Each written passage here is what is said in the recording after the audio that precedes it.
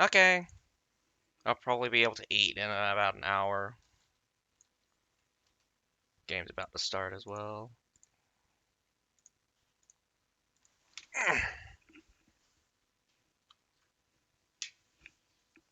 Oh, I didn't mute my mic. That doesn't matter. Starting soon. Alrighty. Really about 30 seconds before the official start of the first match. But anyway, hello, ladies and gentlemen. As I got here, I'm going to be bringing to you the second day of the Eternals House Legion League. Right now we have EON versus DVD. Um, it is quite interesting that we have seen what we've seen since Friday. A lot of artillery, definitely some of the more high tier variety. I would say that artillery moving forward is going to be used quite liberally, and definitely I think unit choices that are prone to getting blasted by artillery is going to become a thing. Funneling is also going to be the main strategy. I think a lot of teams will need to learn very quickly how to avoid getting funneled and avoid kind of just throwing their units in straight into battle. But I would also say opening up the battlefield is probably your go-to. The more effective the artillery is, the more impact it's going to have on attrition longer into the game. With three artilleries for the attackers and two artilleries for the defenders, it is going to be on the defenders' side to really get those artillery to be in optimal positions to attack where the attackers are the strongest. Keeping the number of avenues or directions in which the attackers can attack will be key for the defenders bombarding them with key artillery. And this could also lead to more predictive placements of units and artillery. So we're definitely getting that kind of flow where the units are meat shields, they are literally just cannon fodder soaking up the damage and getting that artillery down. Whoever beats out in artillery, kind of winning early on, um, leaning in later to be kind of infantry or kind of a massive attrition by the end of it. Both sides will see heavy losses as the artilleries will be used up early. I'm pretty sure that there is um, going to always be some kind of hold towards the beginning section, kind of with these changes, which is quite fascinating. This allows for more action straight away rather than kind of like a back defensive position where defenders concentrate a lot of their defenses into the um, into the back section of the map.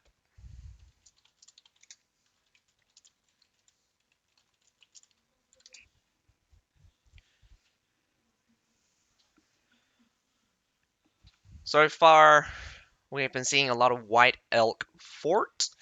Quite interesting that White Elk Fort is being chosen. Um, I do think that there are others. We have a lot of Linwu fortresses and correct castles, but White Elk Fort does seem to be quite prevalent in the selection. I think a lot of Linwu fortresses today, actually.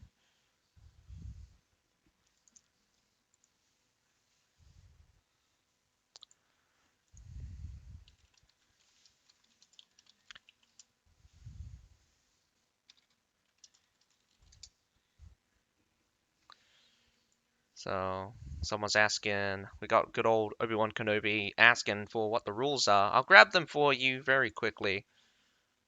Seems like we haven't started just yet, but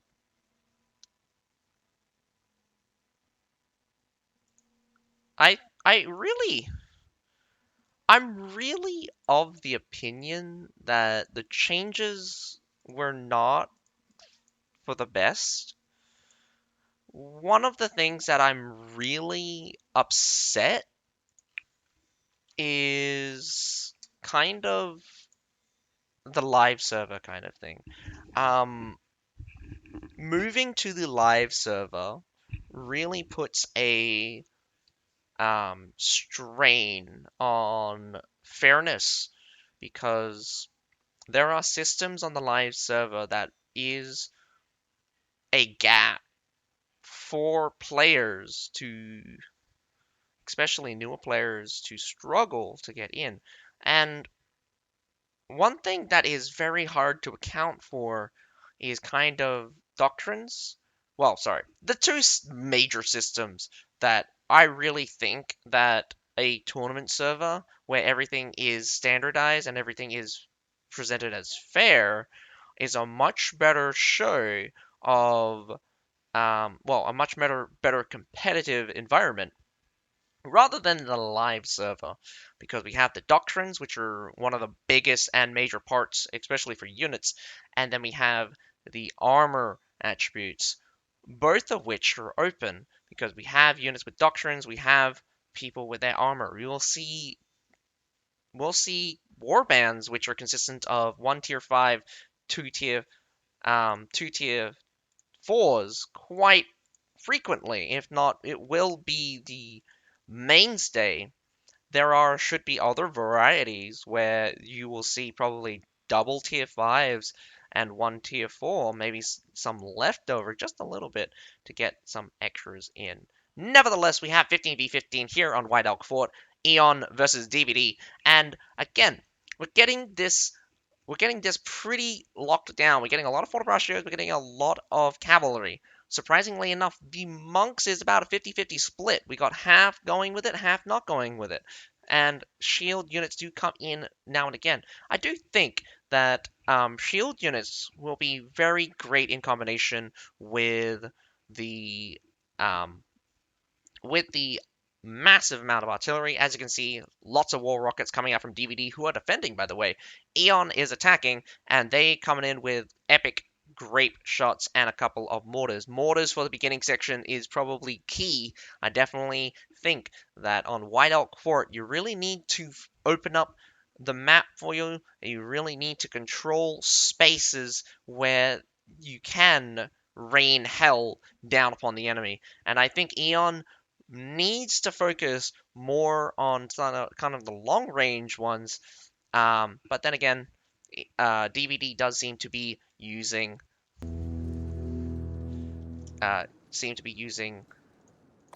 a lot of those long range ones. War rockets are uh,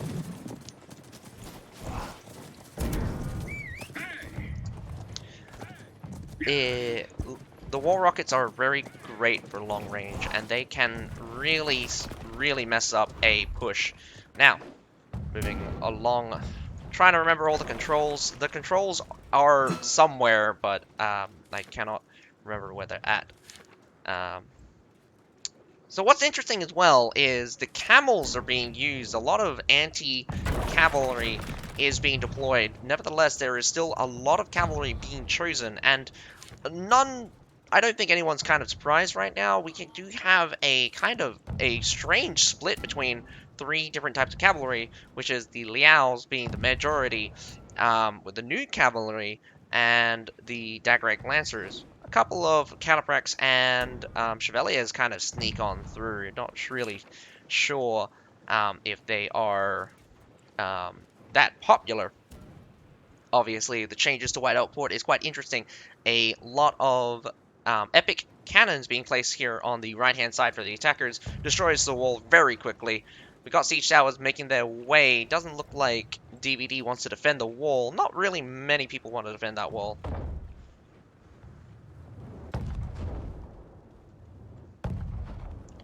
And yeah, I would definitely agree with you, Obi. Agreed. Definitely agreeing with you right there, Obi-Wan Kenobi. Being on the live server has too many unfair advantages for players, or possible advantages that players can take advantage of, and particularly available artillery. Do have to remember that artillery is not unlimited and you can choose whatever. All of these people in this tournament right now is using their own artillery in order to bombard their enemy. And, fascinatingly enough, we do see the right-hand side getting taken again. We have been here in this situation before. Right-hand side pushing in, not very good. Openings are 3 major lanes. You don't want to open up this back section because spawning into here can be a real pain as as defenders can't destroy barricades. The barricades inside cannot be destroyed by the defenders, so they can't open these avenues for themselves, but once it's destroyed by the attackers, they can use... It's a two-way street. It opens it up for both the defenders and attackers, but only the attackers can open them up. Obviously, with the beginning section, this is really good, kind of making the defenders waste a bunch of shots on on the Hammer Dudes.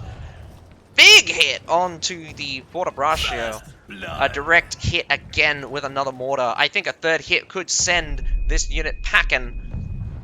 But unfortunately, it does not look like that's happening. Eon taking a very slow approach. Would definitely take my time. I do not think that a rush approach, especially straight into a enemy strongpoint, would be a wise idea.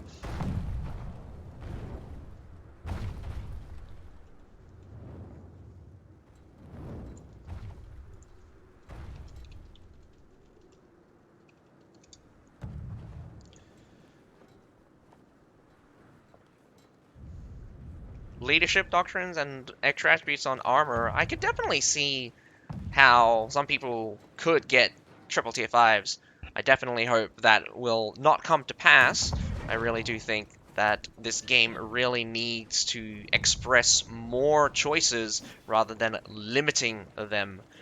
We do see a lot of tier 4s coming back in, but that is relegated to the fact that a lot of the tier 5s are just not as not efficient enough to really send the tier 4s packing.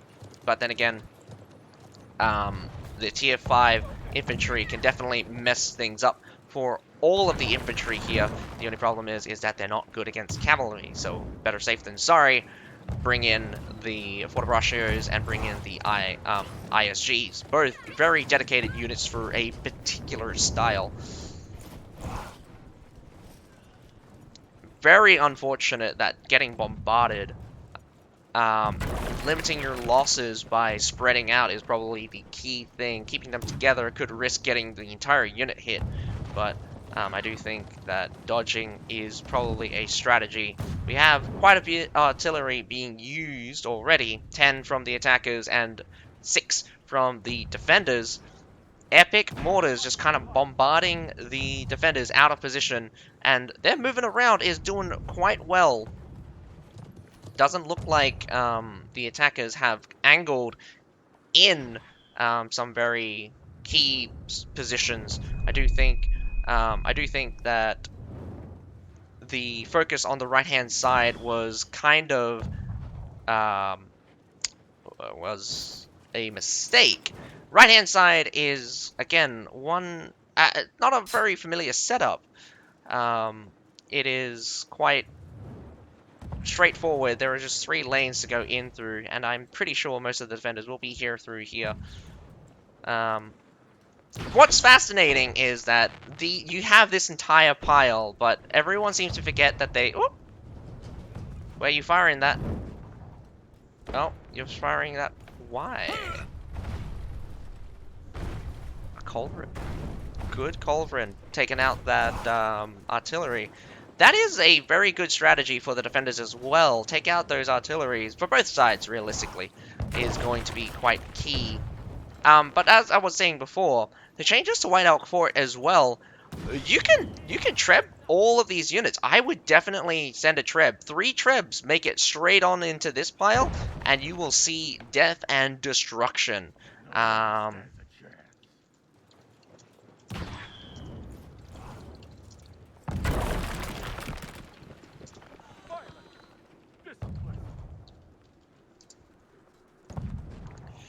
Now, moving on to the left-hand side, I do think that the left-hand side provides much more pressure, especially for the wall section. Definitely would destroy this wall I wouldn't want the enemies in particular using this staircase in order to take back the wall. Make them come front forward, and pressure from the right hand side is mounting as they kind of move in. Really hating these trees. Don't really get some good sights. Nice. Forget Flaming Comet, I'm gonna say. Flaming Comet really messing things up for them. Does look like fire coming down. Not sure if it's friendly or enemy, but that looks like enemy fire from the war rocket? Question mark? Not entirely sure. Monks go in. Flames also on the corner there. I never understood why anyone goes for that right-hand corner. That right-hand corner has been death for many attackers, and pretty much getting cleaned up here by the monk piles. DVD probably wanted to come in with cavalry, but as they see the pointy ends of a Fort of Russia, they do not. Nevertheless, the artillery does just hammer out all that was the attack of DVD, and I do think heavy losses, but a lot of artillery being used by the defenders. That was an addition of approximately 8 artillery. Nevertheless, 8 artillery for an entire push, that is quite effective, if I do say so. I do not believe that artillery is going to run out by the time the attackers run out of units. So it is quite scary that we are in the we're kind of in the balance where you have the availability of artillery, which is powerful enough, and you have enough artillery to kind of just shoot your way through the entirety of the attacking force. And that is, in my opinion, not good. I don't think that is something that I realistically think should be happening. Nevertheless, let's see how these teams work it out. Very little losses coming out from the attackers. I mean, from the defenders, when the attackers took heavy losses. What am I smoking? I'm trying to get one of the things up, but I can't seem to get it. Give me a... Nah, that's all I got. Another attack from the front gate. Now from 3 directions. One from the front gate, one through the right-hand side. Right-hand side coming through. Portabrascios pointing at each other. I did suspect that something like this would happen. Lots of Portabrascios just pointing at each other. Could see the Shenjis really make some value as a short sword tries to get on top of them, but unsuccessful. Camels are much more tankier, but really susceptible to some of those fire units. Some close-range shrubs come through. Portabrascio does seem to easily handle those Daggerek Lancers. But now cavalry coming in from the defenders' side moves straight into the reinforced side of the push, but completely overwhelmed. The cavalry this time smashes right through the Portabrascios, and another sweep for the defenders. The defenders have really cut in half the attacking force. I do not believe the attacking force has very many units left. Probably heavy losses from both end sides, but the attackers still probably lost many, many more. And we see a sally out happening from Eon. From DVD, sorry. How Eon handles this sally out will be interesting as well. Cutting right through to the Chevalier's crossbowmen. Very smart moves. Kill them and you'll take them out. Lots of cavalry being mounted on both hand side, but completely routing right now the forward cavalry. As more cavalry comes out through the gate, we have some more Liaos beating off the couple of the cavalry that move towards the front gate. Really should move the Fortabrascio towards this front gate right now and lock that down, but some good trebs do hit hard upon the sallying cavalry. 1 minute 20 seconds to go. Getting a move on is probably your best bet. Cavalry chases or pursues, and what the hell did I... Okay, that was very strange. I kept going under the floor there when I want to just be here. Maybe I need to tap it more. 1 minute left to go. Could see a complete reversal here as cavalry is catching and cavalry is just completely nomming through the defenders right now. Straight into a Forte. Very unfortunate, though. DVD does seem to be ready, and can they make it onto the point? Taking out this Forte will be very important. We see a Hwacha in the gate, straight onto that Forte, taking it out. Very good by the Daggerrack Lancers, but here comes some Daggerrack Lancers from the side here. Heavy losses are mounting. One by one, heroes try to sacrifice themselves. Another short sword jumping onto the point gets deleted, in fact, as two other heroes jump on 15 seconds to go. Bit of a waste now, unable to stabilize, and plenty of units for them to go through. Luckily enough, there is just a few more seconds jumping on to the point. It does look like DVD has successfully defended the point. Very close indeed. Unfortunately, Aeon could not pressure hard enough as they were losing cavalry and did not push on into the enemy forces that were reinforcing that point. Very unfortunate for Aeon. Could have done a big reversal. As you can probably see at the very end, there was massive losses on both sides, but nevertheless, it is still be a big ask to come back from a loss of a two-pronged attack. The first loss in the first attack was super massive, as you can see. Barely any losses for the attack, for the defenders. The second attack a little bit more even, but it does look like the attackers sustained more losses pushing in, as the defenders took more losses pushing them out, and finally taking out a heavy amount of cavalry as they pushed for the sally, but nevertheless, more losses coming back in as the attackers were hard pressed in order to take that A point. Between the two teams, it does look like they were a bit slow. They were quite methodical in their approach. Again, Aeon just not having a good enough strategy for White Elk Fort. Taking that right-hand side is definitely not a good position.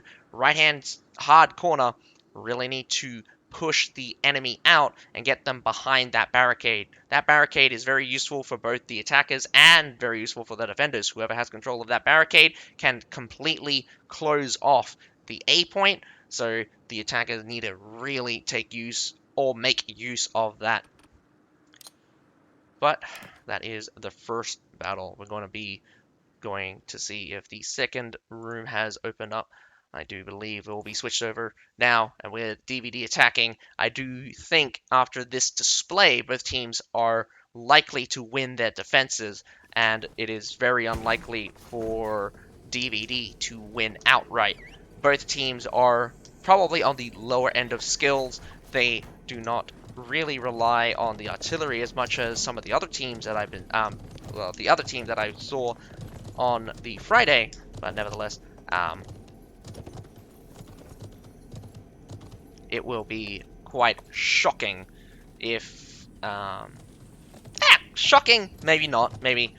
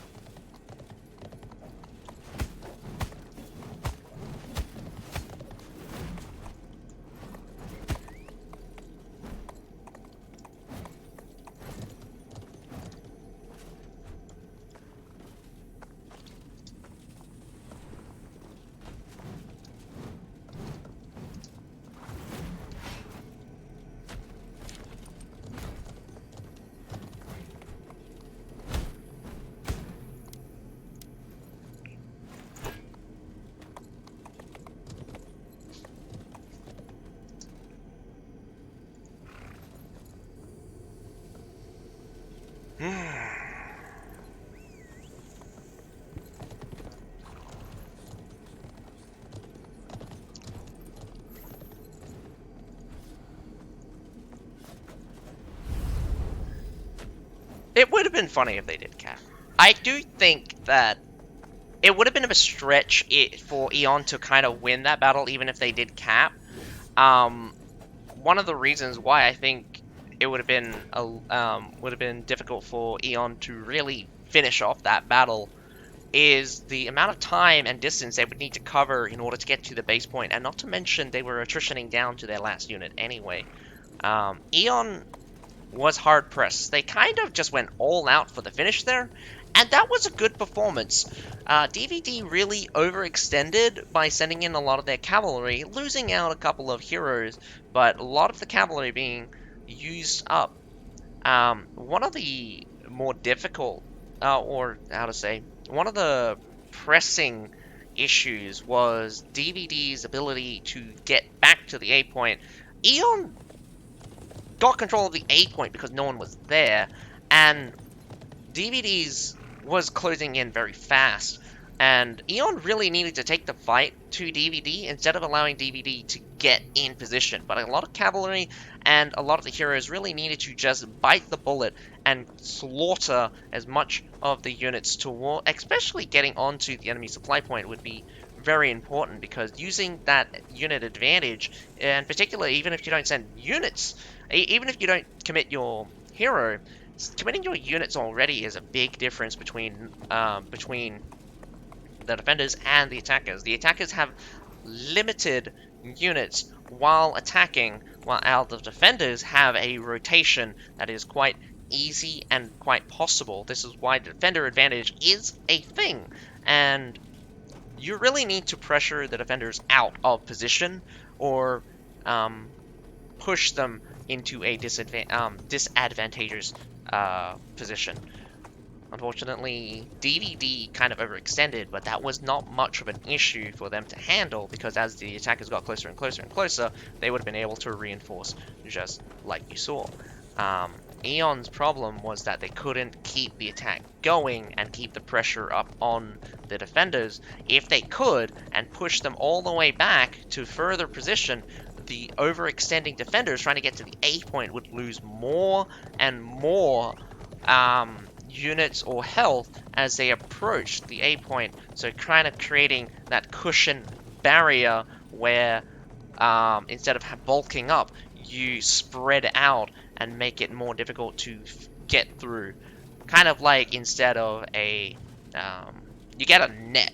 So instead of wasting a lot of the material of making a very fine net, you um, you make you make stronger rope that have bigger holes so you can catch the bigger or have a wider area in the end.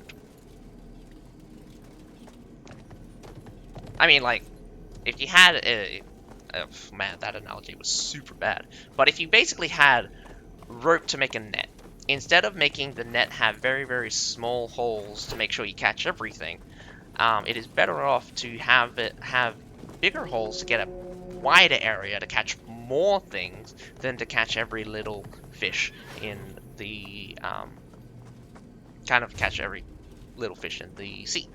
So in this case, should have spread out the units, should definitely create definitely should create a front where movement becomes difficult and a little bit of pressure from all sides will make it more difficult for the enemies to get in or escape in this case. Nevertheless, here comes the second battle. For White Elk Fort, this time DVD attacking, Eon is defending. I didn't take note of this before, but it is quite possible that we're going to see a lot of heavy armor more than previous CBLs. That being said, a lot of the lower tier teams does seem to frequent the heavy armor section a lot more. This would probably, I would say that both of these teams are probably on the lower mid section. They definitely have a lot of experience, but definitely don't have the coordination to pull off some of the strategies that they are setting up for. Definitely probably don't have very many good attack strategies on White Elk Fort. Some changes are inevitable as White Elk Fort is one of the newer maps, but I'm quite interested to see why a lot of teams are choosing White Elk Fort, also Linwy Fortress, along with along with Kurat Castle coming out. The distribution of units is still very heavy on the cavalry. We're getting at least 30% for both sides of cavalry, but Fort Braccio is again one of the more primary infantry. We're getting a very high pick rate for Fort Braccios. Nevertheless, I do think the attackers are a bit on the losing end for the new White Elk Fort. If they keep coming in through this right-hand side, again, I don't understand. So far, like, the right-hand side strategy is been a failure. Absolute failure for me. I mean, honestly, what's the point of coming in from the right-hand side only to walk down and to the right of the A point again? Like, the only reason you, like, the best angle is to come through the back and hit the defenders and have the defenders turn around and attack them from the front gate and sandwiching them in the middle. But instead, they come back down around, coming to the front again, and so reinforcements comes from the front, and everyone's just coming from one direction. So you just end up shooting yourself in the foot. You're just kind of funneling yourself for the enemy. And we've seen that twice now, with the previous matches.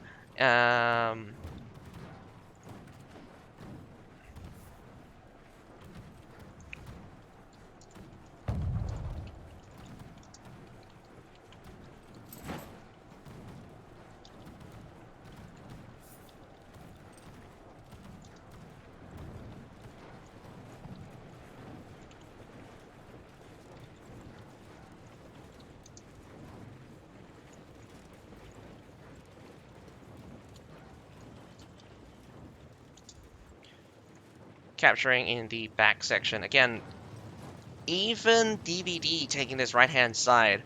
I don't understand the strategy for it, but we will see how well it goes. This is already a really good start for DVD. The Halberdiers were too far forward and just gets completely decimated, and then followed up by Flamers. Your positioning was awful, and Eon just gets crushed here, trying to turn around as they get pressured from both sides. Really interesting Treb as well, kind of shooting themselves, but nevertheless, that is a big gain, especially taking out the Flamers here. Massive pickup.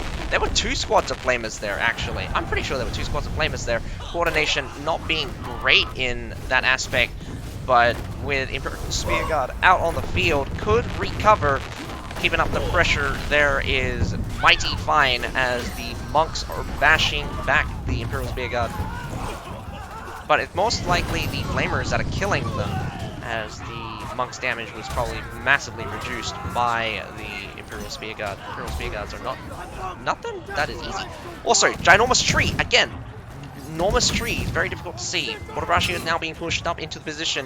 Good combination of Fort Braccios along with the Shenji Grenadiers to kind of cover each other's weaknesses or make advantage of each other. We're going to see a lot of pike and shots around. The Imperial Spearguards should really be hiding the Fort Braccios or the Shenji in order to make sure that no one sneaks up onto them. Whoa! Didn't actually hit the short sword, but sent him flying. We had a siege ballista one-shotting someone. That is nasty. Did seem to treb it. We have the war rocket about to fire. This is going to be very painful. Straight on to the Shenji, but it looks like a couple of the shots kind of fizzled out as the war rocket was destroyed. The Shenji's coming in is a very interesting kind of reversal for these pike units. Infantry, a lot of infantry being deployed right now. Cavalry should be clocking in as more and more of the Fort Braccios from both sides kind of get killed off. I do think the Shenjis are doing some good work, in fact, taking out some good old Fort Braccios. Coming in from one angle and wrapping around. Whoa! Cataphracts doing their job as they try to do a weird charge through. but it looked like they're mostly getting a unbraced for the Ratio. Heavy losses for the defenders. I think the defenders are in a very bad spot. Able to sustain, though. Just generally, the defenders are not looking too hot. There is a couple of guys that are down to their last 2 units. In fact, I'm pretty sure someone's down to their, yeah, a couple of people are down to their last good unit, so that's not good. Especially since the attackers have quite a lot of reserve, and I suspect that's going to be a big importance as the attackers kind of melt on through. I do think that pushing towards the center section is a smart move. The center section, getting a control of that intersection could be quite key, but Eon being in the position to punish is probably what's happening. I take that back. Lots of space for Eon. Not very many artillery in place ready to counteract. We've got some Falconettis ready to breach. Whoa! Lots and lots of things. I think the Falconettis need to start firing immediately. Otherwise, they're not going to get very much done. Aiming for the front section. It is just a massacre as the shield units try to push through that fire, but it is not successful. Falconettis get taken out, not really solidifying their position as we see cavalry rock on through the back line. The front line basically breaking down as they try to push on through, but back line getting completely decimated. That is probably super heavy losses for the attackers, and this could be a massive pickup for the defenders. Could even out a lot of the losses they earned or took in the earlier parts of the battle. This Fort Ratio could hold back the tide. More Fort Ratios reinforce this section, but again, Fort Ratio's barely holding on, but needed reinforcements in order to turn the really turn the tide. Ooh, brace just in time. Doesn't look like committing. Probably a smart move to try to get them out, but unfortunately does not and commits in the end.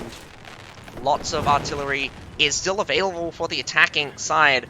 The fact that they're not using it is a question to be had.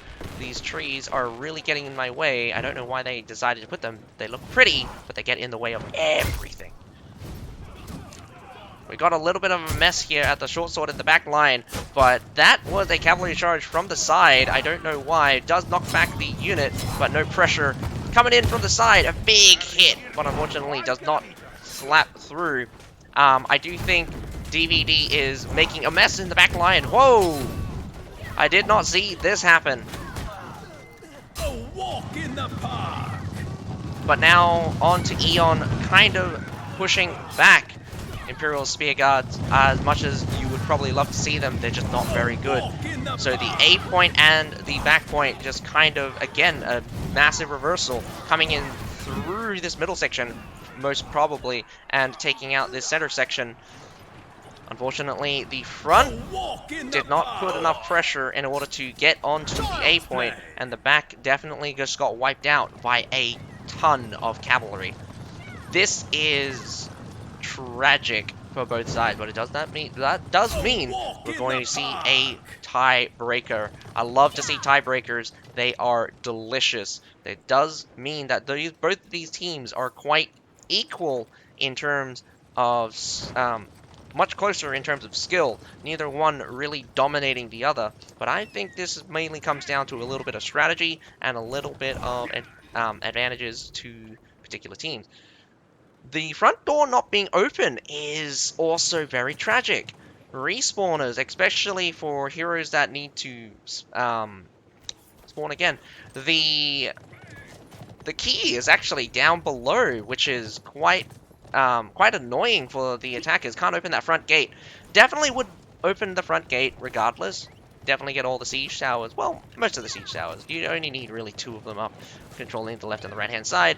But that front gate, the fact that it wasn't open, it leads me to believe that some people were actually locked outside. I wouldn't be surprised. And it's also very fascinating because DVD is not making use of the front gate. They're being a little bit sneaky. This grape shot in the back could be quite hilarious. Again, coming in from the right-hand side, I don't understand it a little bit. The left-hand side has such an open area. You get a nice Falconetti here shooting directly into that zone. Cavalry charge straight into Fortebraccio. Brace! I don't know what stopped it, but it does look like this Fortebraccio here kind of stopped most of the charge. And thankfully so, because these guys would not brace at all. Cataphrax coming in, kind of wrapped around through this section. We could see a push. We could see a successful push in by DVD. As they do hold the majority infantry right now. Get those serfs onto the Fortebraccio. Getting them distracted would be key. Whoa. Pressuring with lots of cavalry running through their backline. Very smart. Get onto the supply point. Even the heroes, every single hero on that supply point is a major problem that the attackers are going to have to deal with in a few seconds if they spawn units. Both sides are getting really close to 0 units, and I do think we're going to see a couple of people getting closer to permadeath. We have 1 permadeath coming out from DVD already. 2 permadeath, actually. 3. We have 3 permadeath coming out from DVD, but no permadeath coming out from the defenders. So the defenders still have an opportunity to make use of their resources, but let's see whether or not they can stabilize as the attackers run on through. Grape shot immediately goes down for the defenders. Very good strategy. Destroying the grape shots will probably be more important as units trickle in. This is not very good. Where's the rest of DVD? DVD is not putting on enough pressure as the defenders have gotten onto the base point very easily. The monks are in. Here comes cavalry. There's not very many Fortebraccios as they just get whacked. Half of a cavalry unit. Most of a cavalry unit, actually. I think that cavalry unit has 10. So, almost half. They could mount on more pressure. It is 15v15 right now. And definitely some permadeath coming out from the attackers could lead to a big difference later on, especially if there are units that are available, but they're not on heroes who are alive. I really hate the Daggerack Lancers that receive the maximum damage resistance. For some reason right now, when Daggerack Lancers are performing their counterattack, or one of the animations, they receive a massive damage reduction. It is so massive that it's basically max damage reduction, which sends everyone's damage to minimum, which is only around about 5%. I think the lowest percentage is 5%, and that's for units, and they will do like 30 damage. Like, if you do Village Watchman, would do like 30 damage, basically. Maybe 50. Even for my mole, I mean, like, I don't have very much armor penetration, but not that it should matter too much. Armor penetration really doesn't matter, considering to the amount of damage that I have that is getting reduced by, not by armor, but by damage reduction.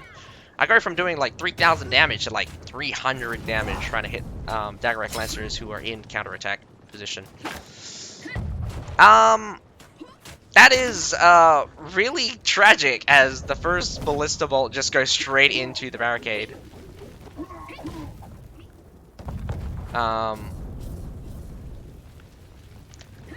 It's going to be a fight for the finish as only 10 attackers are available. I don't think anyone else can respawn. Yep, does look like it is 5 dead. Not very many units.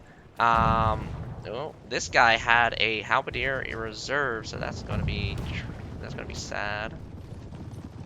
In terms of units, ooh, Eon is on the better end, and I don't think we're going to be able to see... Whoa! Fortebraccio just gets completely decimated with the grape shots. 20 artillery left for the attackers, though. Attackers definitely underutilizing the number of artilleries they have. The number of grape shots being deployed by the defenders is epic, though. And DVD is really pushing hard for the finish.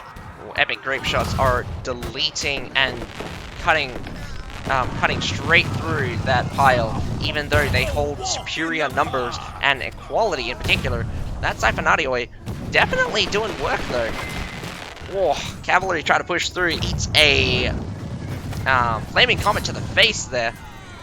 But still, nevertheless, I do think that is a hard hold for DVD. Not DVD. For Eon. So it will come down to a Grassland Assault. I love and I'm happy to see it. A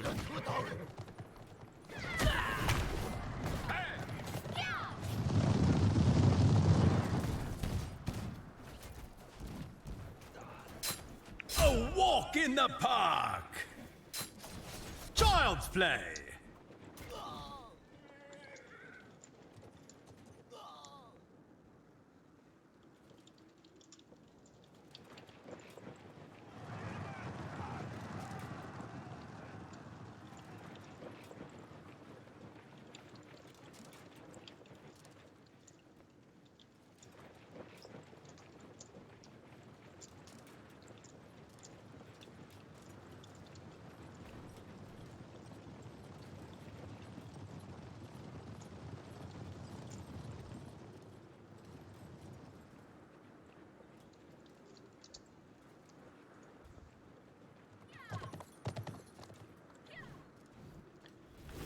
Well, that is it. About 12 seconds left to go. DVD is down massively. Very few heroes left alive. A lot of permadeath. A lot of permadeath now. There were 5 permadeath before the last assault. I think it's risen to about 9 permadeath. We got 1, 2, 3, 4, 5, 6, 7, 8, 9, 10 permadeath by the end of that battle. Luckily enough, Eon not getting a single permadeath. That is great performance from both sides. It is quite interesting, this battle. Starting off, trying to push them out on the right-hand side. Definitely backfired really heavily for the defenders. But when the first primary push came in, a good old wipe for the defenders, pushing the attackers almost all the way out. Trying to push on to the supply point, but backtracked and stabilized once more. Big fights twice into the A point and finally losing out there at there in this final one, but heavy losses for the attackers all the way around. As you can see, big losses 3 times, 3 major battles. This one in the center and the final one in the after the reset. It quite impressive that the battle ended in the way it did, and I think it is the fault of the attackers not using the artillery. And I said this last match that these teams don't seem to rely on artillery as much as they could, and don't know how to put artillery when they're attacking in particular. So there is that. I am quite interested to see how these teams will perform on Grassland Assault, though, as Grassland Assault will be a different beast all the way around. It is not something that,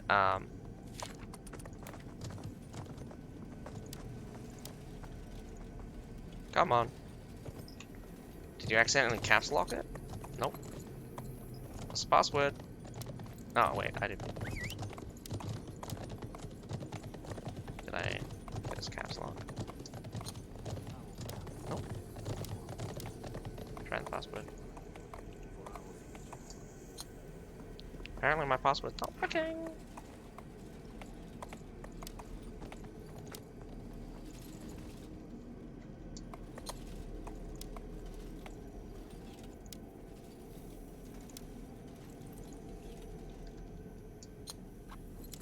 You fool! You need to reset your password, man. Trying to get in right now.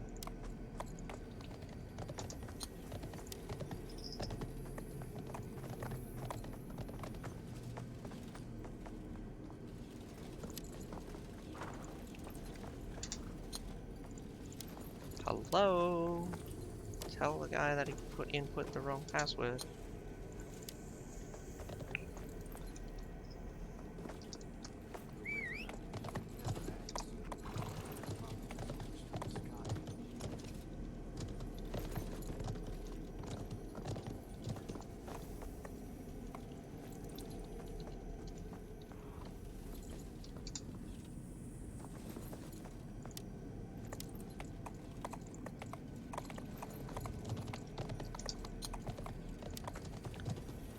Aya.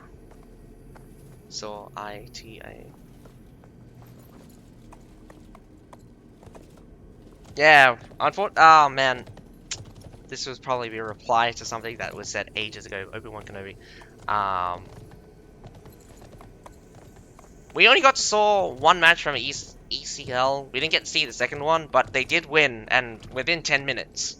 So, I'm not even sure if that included loading time. There we go. Um, but it's very funny, I think. That on the live server, the observer system was it's something new. We've had it since last season.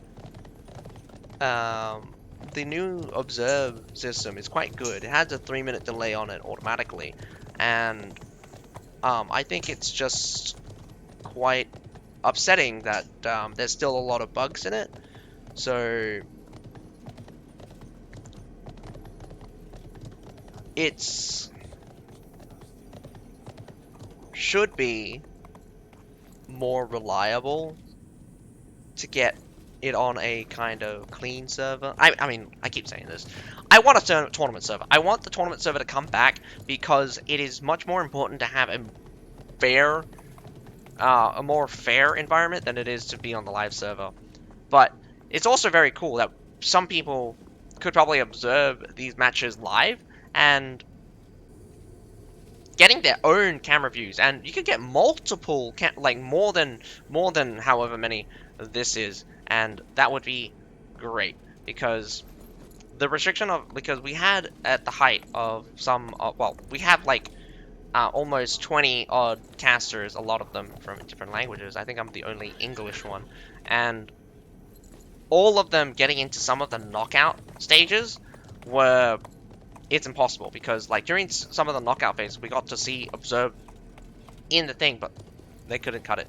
They had to go to the clean feed. Again, sometimes the clean feed is too much work, so this entire system development is quite sad that it's not working, but I hope it does lead into more success in the future. Maybe later on we'll get some cool lineups and everything.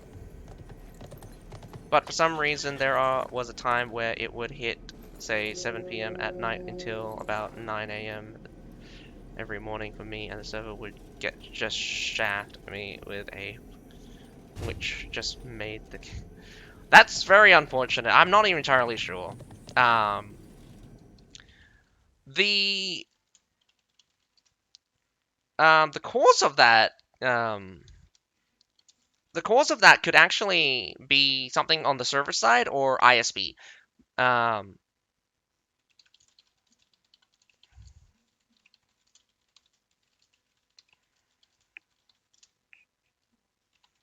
because what's very important is that the server responds to you failing.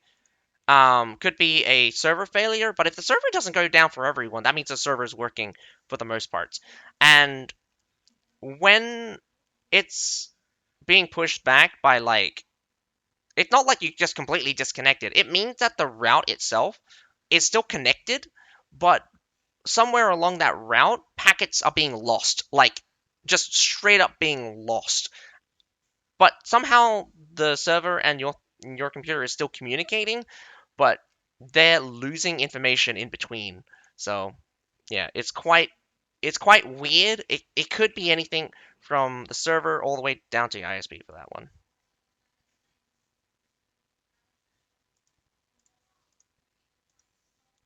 Yeah, could be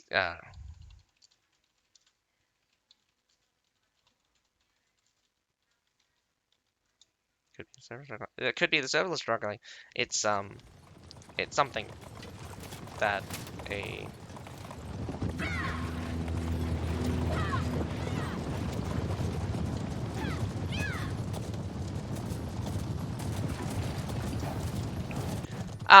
a better server or a stronger connection could more than likely fix.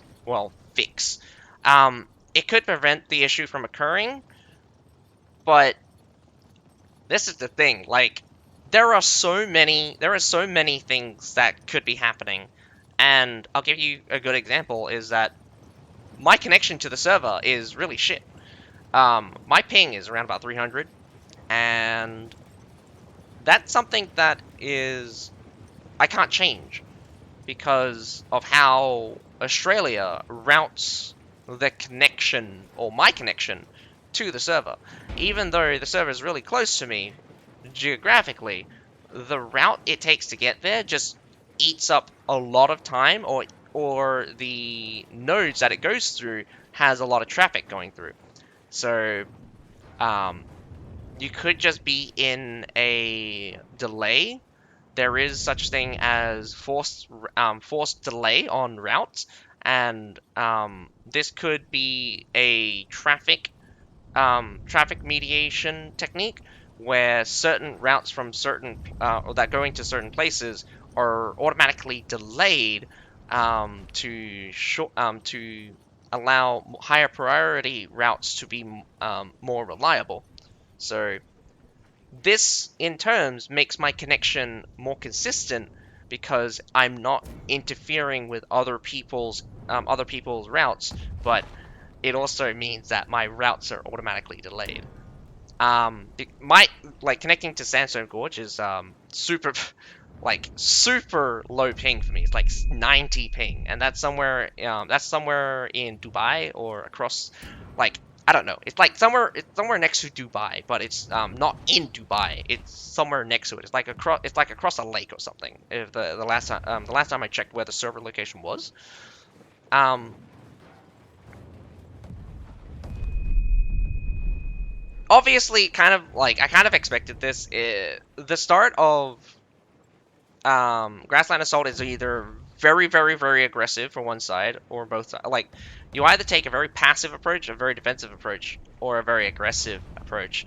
Again, Eon took a passive approach, while DBD took a defensive approach. And this is quite common for the sides they're on, actually. So it's not a surprise that kind of presenting the Chevaliers out like this. um, but what's surprising is the artillery's kind of not killing anyone. Because for Eon, having those Chevaliers out in position like that, I would definitely just shaft them into oblivion. Um, Shooting uphill is never really great, so as much as one side is better than the other, I do think that um, in this case, Eon has a more difficult time of defending themselves against this much artillery. But between here to here, like you could get a couple guys this far away with some culverins and shoot directly into here very easily, very easily, and that's part of the map which is completely safe for you.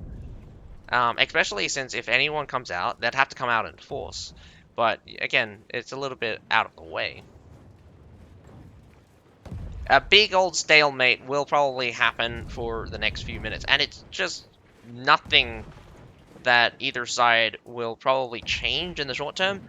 What I do think is important is it will be slow for DVD to approach with the Chevaliers because they're really waiting on those crossbows to get in position.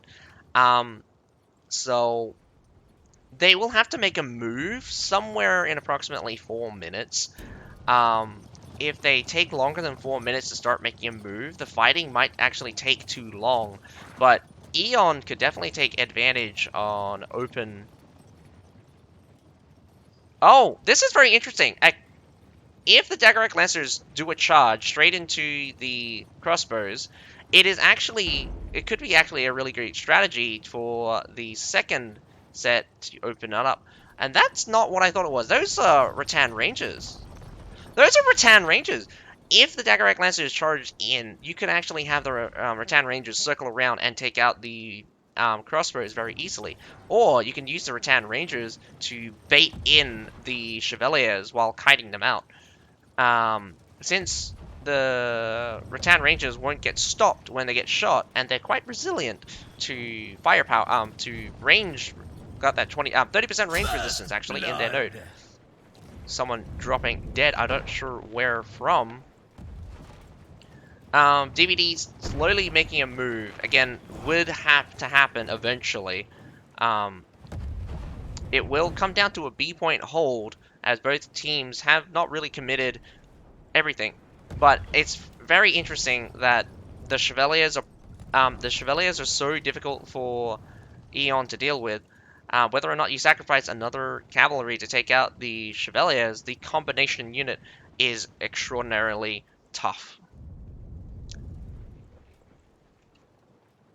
Oh man. Yeah, Conqueror's Blade has been around for about 3 years, so the third anniversary was just very recent, April 7th or April 6th, I think.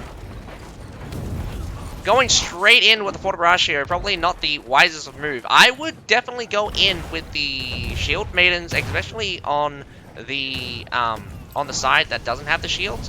But here comes the Chevaliers from a whoa straight onto the Flamers. That is devastating.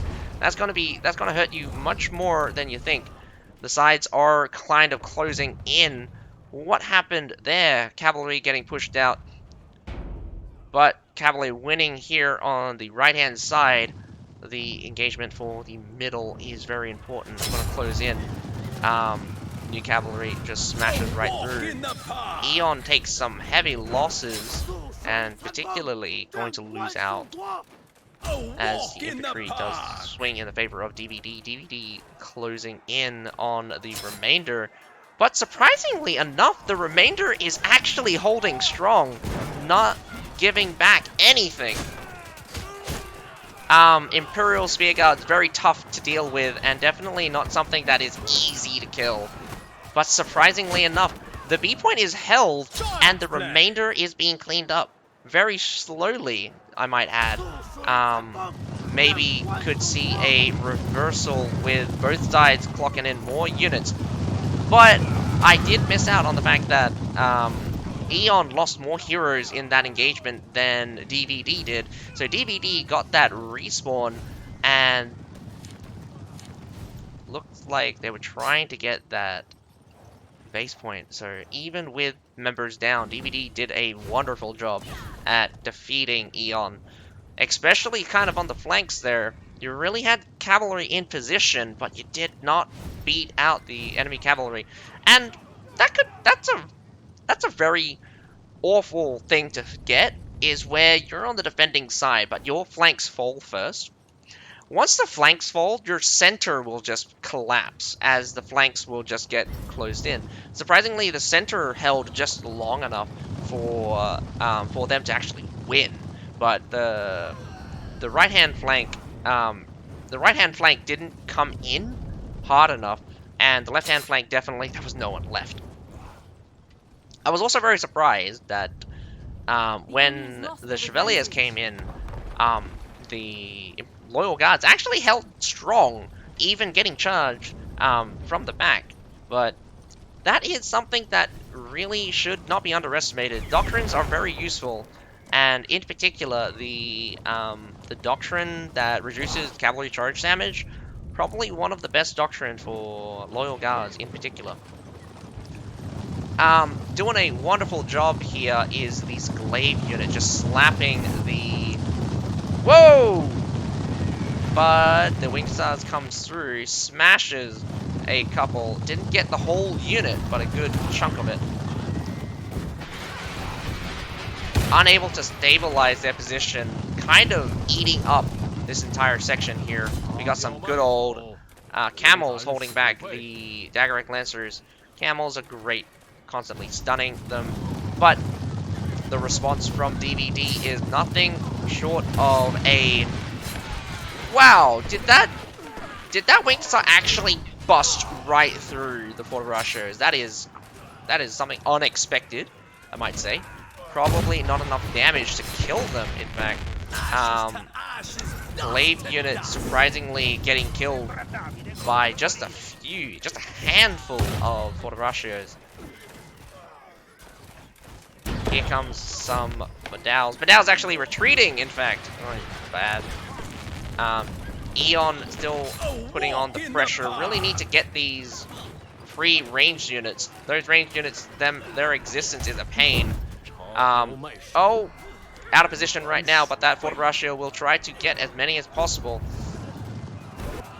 Swinging around from both angles. We got double Daggeric Lancers charging through, but here comes a response from Eon. Eon sends in their own Daggeric Lancers and some camels. Looks like some Liaos also rock up. It will be the Fort of Russia that probably makes the biggest difference, but cavalry being thrown at each other is what's happening. And surprisingly, he uses the despawn trick, where you put them on attack mode before retreating, stabilizing the position. DVD does seem to have the majority here, as both sides throw units at each other in a hectic bid for the finish here.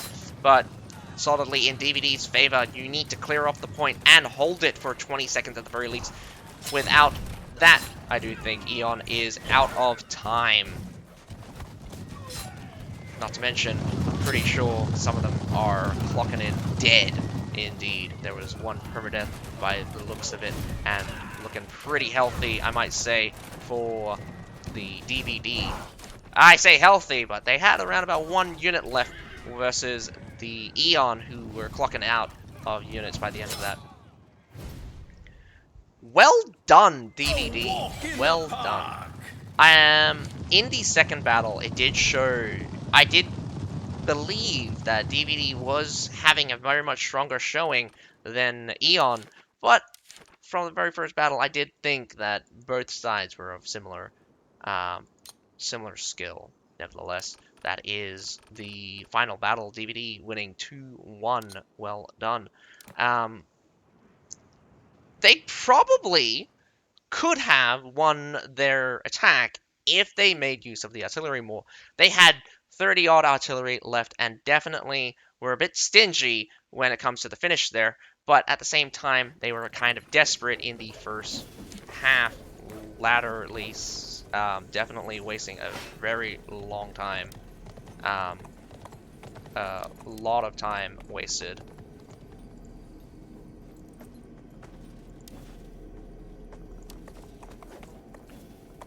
Okay, I don't want to kind of switch right now, but that is really annoying.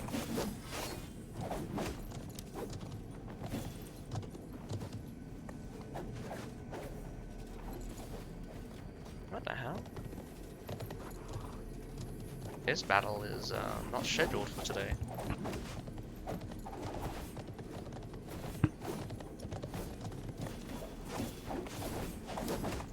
Ah, man. I don't understand why they do this.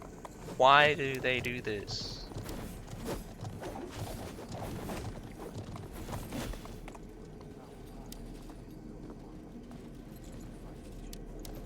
Anyway, I mean, I'm just gonna have to wait. I really think that the organization for this is always just very weird.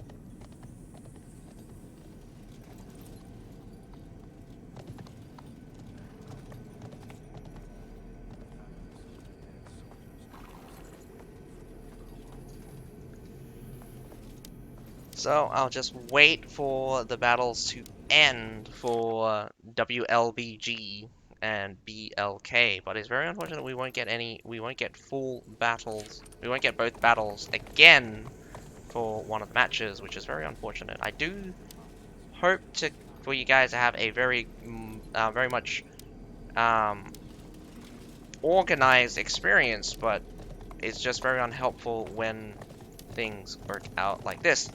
I do hope you guys stay around. I do hope you guys are enjoying the matches. I do think the previous match of Eon versus DVD was quite entertaining, although I do believe the amount of artillery is excessive.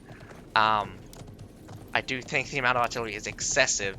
It's not exactly how I'd like things to work out, but it's how the game is balanced right now. Artillery can be extraordinarily impactful. Extraordinarily impactful. And sorry about that. For some reason, that was going flickering the hell. In the meantime, I'll send you guys for an ad for a bit as I wait for the battles to end.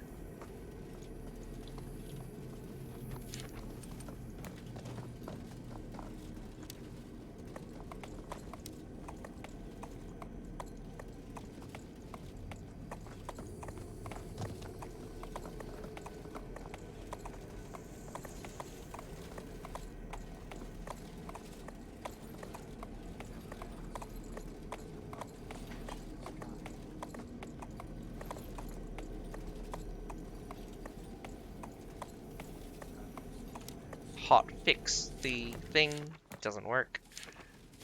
So it's still disabled for me, so I can't view anything with observer mode.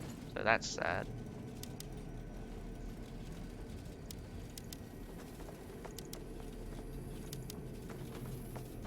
Battles in Linway Fortress could go for as long as 18 minutes, I think. It's one of the shorter maps, though. I think you get like 12 minutes from the start, and you get 5 minutes for capturing A. So, it's a very infantry-heavy one, but it's not impossible to have cavalry. Especially for the defenders, having cavalry is probably very useful, since you are expected to see a lot of infantry, which is not very good against cavalry. And I think that's dumb. I think that's really dumb. The fact that a lot of the cavalry is basically impervious to a lot of the higher tier infantry in particular, or just infantry in general, just have very little resilience against cavalry, meaning that they do not do well versing cavalry to such an extent that you could lose entire units to a cavalry unit and not put a scratch on them. That's disheartening in a general sense, but it's absolutely asinine to think that that is balance, because cavalry is not exactly expensive. If you to put it, cavalry is not easy to kill. Absolutely not, especially with doctrines, and we are seeing that right now. Doctrines make things so much worse, and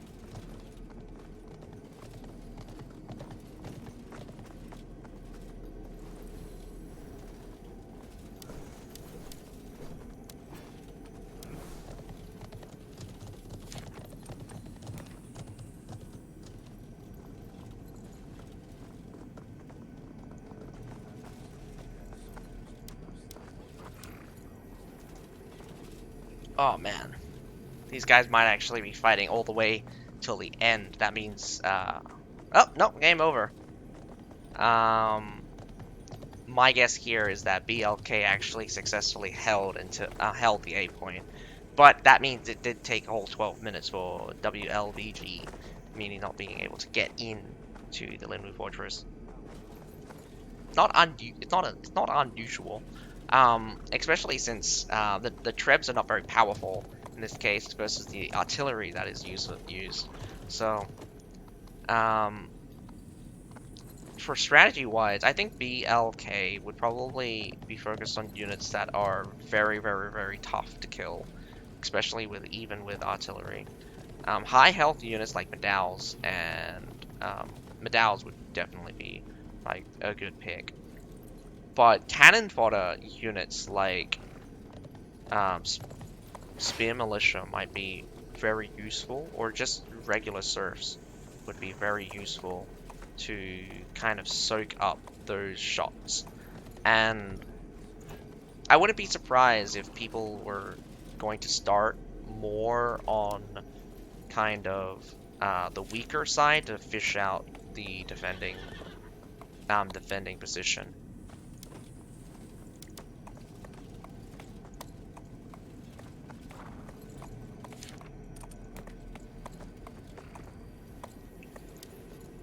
So I'll be catching the second battle. I can bet that BLK probably won their... Oh, no, wait, I take that back. BLK attacked first. I mean, WLBG won their defense because of the amount of time. Well, actually, no. Can't be certain about that, actually. I'll probably have to verify that at a different time. I mean, you can always just check it out at the CBL calendar website. It also has all of the recorded wins and losses. It goes without saying that I think the website is a very good good schedule for record holding, and allows us to be more concise about who's winning and who's losing, since it calculates points as well. Who's winning right now?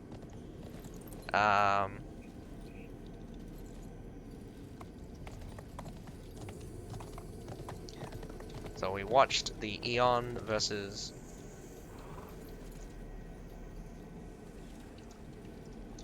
DVD. Eon versus DVD, with DVD winning 2-1.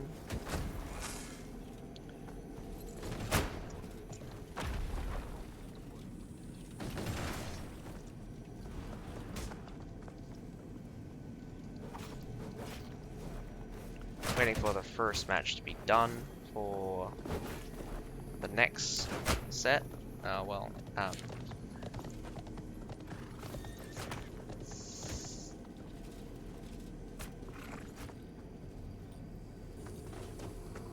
BLK BD.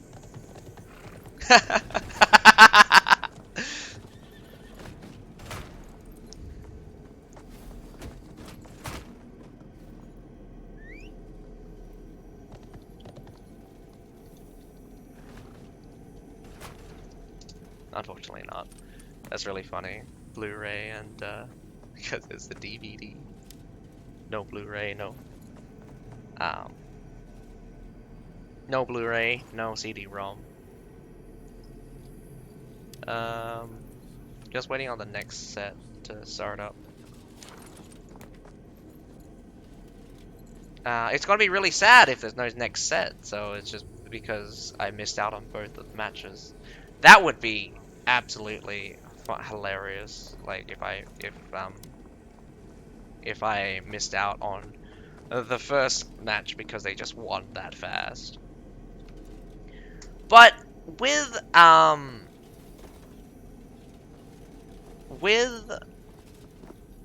BLK defending, well, attacking first, the amount of time I would assume has transpired would lead me to believe that either they led into the second half or they won their defense, because I don't think it would be very easy to attack Linwu Fortress with a artillery disadvantage, and I suspect that we're going to see massive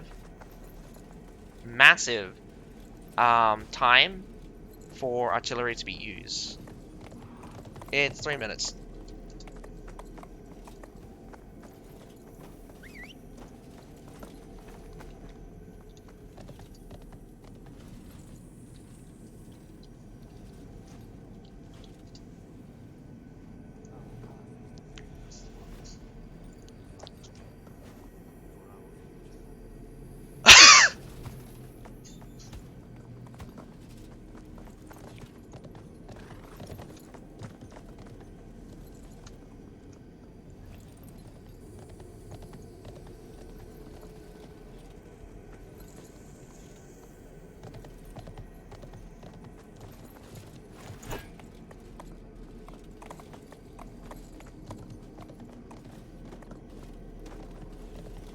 Alrighty. We get to see the second battle. Unfortunately, we didn't get to see the first one. It is on Linwei Fortress. Again, a bit of a smaller map, so there's a 10v10. I do think CB really comes in on its own with a larger number of players, but sometimes it can be a bit excessive with the hero influence and stuff. Nevertheless, I do think Linwei Fortress design is quite interesting, especially with the difficulty on the stairs and some of the angles that you're coming in, especially for being the attackers. You really gotta get yourself in an advantageous position to really not get funneled into the defending strong points. This will be key, as I do believe that if WLBG does this smartly, they'll probably take the entire ground. A lot of times, I would say that the defending side has a better opportunity just to stay up on the wall rather than go down.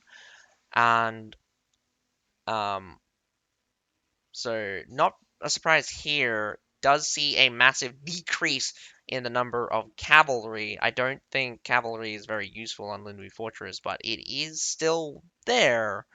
Um, it can be useful when it comes down to the ground battle. It's a bit tight though, so when they come in, they got to come in with commitment. Otherwise, they'll lose momentum or will lose their opportunity. What ratio is being half-assed here, still being selected a lot, does show that they are very popular even in just full infantry piles. I do see a lot of shield maidens picking up the spot, a little bit less monks than I would expect from the attackers. The defender is using a lot of monks but not summoning them all at once. I do think that we'll probably see more monks in defending positions rather than attacking positions because it is more dangerous to fight into monks than it is to fight for monks to fight in. So it's a bit hard to explain, but the attack is more effective as you walk into it, kind of like a brace kind of deal. Monks are very dangerous on the defense rather than the attack because when you slam up against monks, monks are very tanky, they are blocking, and they're dealing damage to you. But when they're attacking, they'll hit one, maybe two guys as they try to hit the tip of their attacks onto units, and that really kind of puts them in a bad situation to unoptimize their abilities. So right now we're going to see a very strange start for WLBG. So breaking down the wall here, getting shot at. Not a problem for a couple of shields to kind of... Whoa, someone DC'd. Or lagging like crazy. Couple of shots are not a problem to deal with. Although, I do have to say, what's the point of this Fortebraccio if it can't climb? That is something that people sometimes forget, is Fortebraccios cannot climb. Cannot mount siege weapons either. So, coming in through this right-hand gate, I do think that it would be very unwise to take this gate now, since they've been spotted. If I was to say, though, this is a really good strategy right now. They kind of baited in a token force right now, unable to meet the uh, enemy completely, getting 5 heroes in the back line, getting that spawn in. Whoa! WLBG kind of baits in an attack by the defenders. Nice flamers. This is really good for WLBG as the defenders move out of position. The only problem is that the flames are not doing enough. I thought the flames were definitely cascade that into oblivion, but apparently the strength of that push was too much for them to overtake. But heavy losses, absolutely heavy losses. 5 versus 10, or 5 versus 9 at the very least, or maybe 8. With the wall taken, WLBG, this is really cool. This is really cool. They're not moving into an attacking position, even though they could definitely take advantage of this token force here. 5 against 3, probably 2, going to be very shortly. And this is very stupid.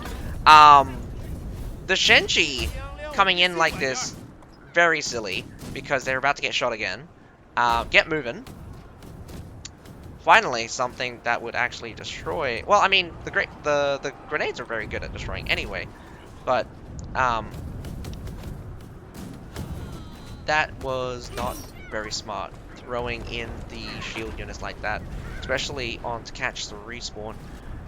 I would get more guys up here on the wall. Honestly, they're in a good position, but the number of artilleries being used from both sides is not very many, in fact.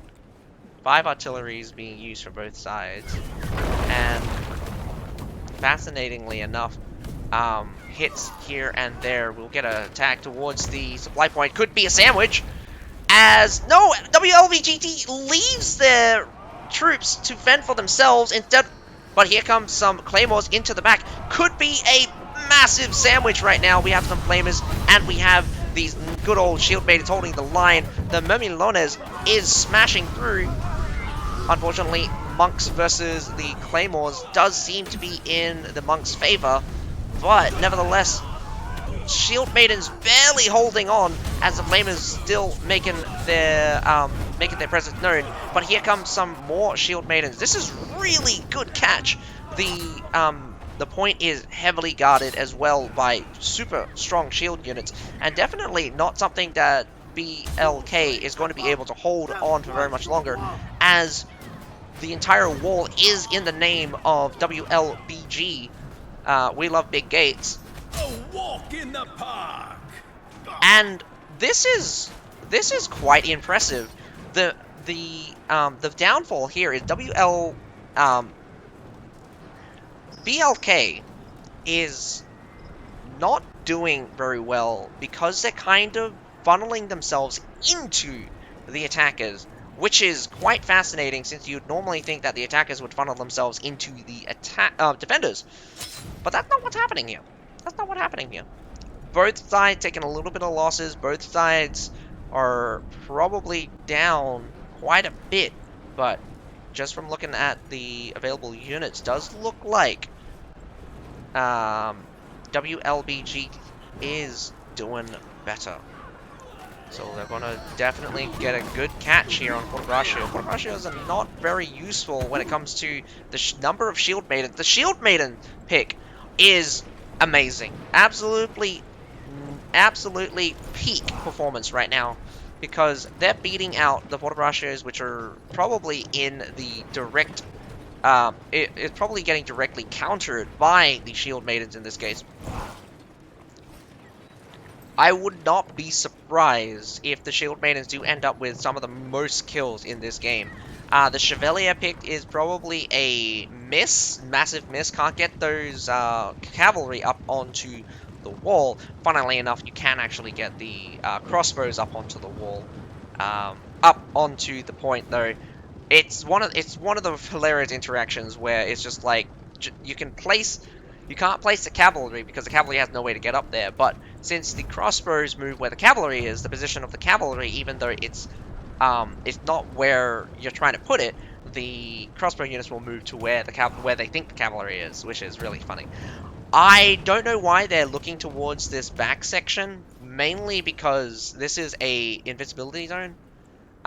You have, normally I would have my longbows or prefecture archers here shooting towards this point, and if anyone's looking down here, if I was here, I would definitely just shoot those chevaliers real easy. Like, missed out on a bit of a scuffle at the beginning. Again, shooting themselves in the foot here. BLK is wasting a lot of potential with attacking the attackers, but unfortunately, it's just not working out in their favor as they take another big loss. As the defenders, you're going to have to bunker down and wait for the enemy to attack you. You can't afford to do sally outs like this, especially if you're not guaranteed to or have a formal strategy. This was kind of a desperate move for failure. So I wouldn't be surprised if BLK actually lost. Definitely lost their attack, so it's going to be a finish here. WLBG does have the stronger pick. I didn't think it was that much of a strong pick because of the number of monks, but the Fortebraccio pick was kind of strange in and of itself, mainly because the number of cavalry being deployed is quite minimal here on Linwood Fortress. Not saying that you shouldn't have Fortebraccio or anti-pike units even on Linwood Fortress, but because of its minimalistic advantage on the wall at the base point, you would probably expect to see more infantry-heavy focusing, and as much as I love Fortebraccios and love seeing them, they're just not that powerful. They're really annoying to deal with, though. But in corners, in tight spaces like this, Fortebraccios will be much more at a disadvantage, and it'd be much more difficult for Fortebraccios to really be made use of once the going gets tough, especially when the area gets very, very close quarters, especially at those choke points. If they were to use the space and kind of spread out a little bit, Fortebraccios could definitely win out in the end. But Shield Maidens, again, could definitely wrap themselves or punch their way through the Fortebraccio. Nevertheless, I do think the performance out from WLBG is quite interesting one. Even losing out there on the right-hand side, they didn't actually lose, they actually picked up a bit. But winning there on the left-hand side and eventually winning there hard on the left-hand side, getting that reinforcement in. And definitely, I have to agree with you there, Obi-Wan Kenobi, the Nafan guards doing their job, otherwise known as the Safanatis.